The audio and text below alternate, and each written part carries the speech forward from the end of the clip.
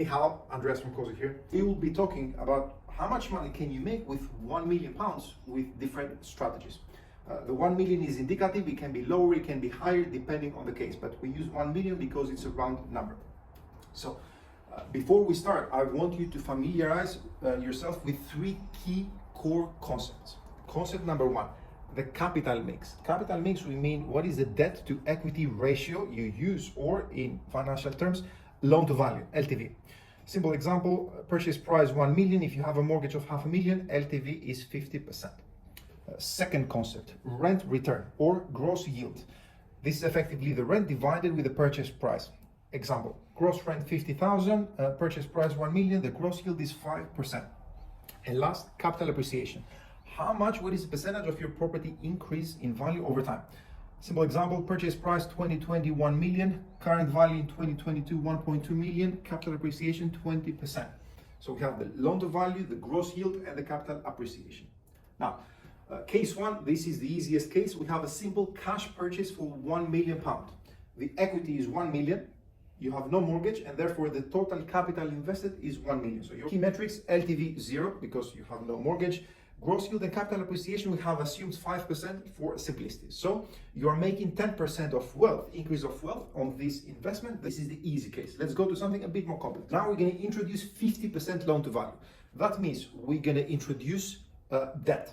So that 1 million now, we will split it into properties, and we're going to split it $500,000 each, and we're going to add £500,000 in mortgage. So each property has 50% loan to value. Now we have 1 million of equity that we put at the beginning, 1 million of mortgages for a total portfolio value of 2 million. Let's look how the metrics evolve. Loan to value 50%, gross yield and capital appreciation stay the same, 5%, and now we're introducing a mortgage rate, a mortgage cost, 4% for this 1 million debt. So how does now the wealth numbers go? Total value, £200,000 per year. You have an interest cost that you need to pay, 40,000, and therefore a net £160,000 on a 50% LTV. It's already an uplift compared to just using equity.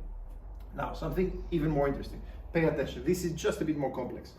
Case 3, 65% LTV. Now we're going to be doing two things. Not only we're going to increase the loan to value, the debt, but we're also going to reduce the value of the properties. So now we are adding 5 properties for 0.6 million, £600,000 each, to reach a total portfolio value of 3 million. So we still have £1 million in equity. We add £2 million of mortgages, and we end up with 3 million. How does that now convert with our key metrics? Loan to value 65%, gross yield and capital appreciation 5%, stay constant, mortgage rate 4%. So now we are adding every year a wealth of £300,000. We have an interest cost that we need to pay, which is £80,000, and the net amount is £220,000. Let's very quickly recap these three cases together. So on the first case, we said 100 because you have no interest cost. On the second and the third, we are starting to add debt, and as you see, while the second is 60k better than the first, the third one, we introduce more debt and more properties, it goes to £120,000 more. So we just proved that as you increase more debt, provided everything else is equal, you're going to increase your returns. But this is where it gets really interesting now. Case 3 continue. So very quickly recap case 3. You have 5 properties, 0.6 million each, £3 million portfolio, right? Now let's assume that this portfolio, say after 3, 4, 5 years, has increased in value by 20%. So your initial 3 million is worth 3.6 million now. That means you have added 0.6 million of equity. What does that really mean? Now you have 0.6 million of equity that with 65% LTV roughly, you can get another 1.2 million pound of mortgages. That means your overall portfolio value now has gone to 4.8 million without you adding a single pound on that portfolio. So if we look our numbers now, you had 5 properties. With the new portfolio, you have 8 properties, 3 more of 0.6 million, and therefore you have now a total value of 480,000. Interest cost obviously higher than before, 128, for a net of 352 per annum. That is 160% more than the simple case 3 because the portfolio value increased. Now, you would not have the same ability if that portfolio was just at £1 million, because 20% on 1 million is only £200,000. So as you see with debt, you also increase the potential to have higher returns and higher capital appreciation. So if we are to very quickly sum up, you need to optimize the capital structure, which means you need to use the value of debt. I know many of you will be thinking the interest rates are quite high now, but over time, the interest rates will drop and you'll end up with a portfolio that then will have increased value.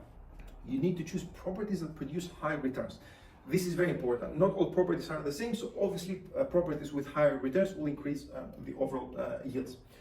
Now, 400 to 700,000 pounds, I think, is the sweet spot to maximize rental value for two reasons. One, there is a high demand within this brand for rentals, and two, and most importantly, at this bracket, it has the opportunity to increase faster in value, in capital appreciation versus a property which is 2 or 3 million pounds. If you like what you saw, give us a comment and we will share all these slides with you. Thank you.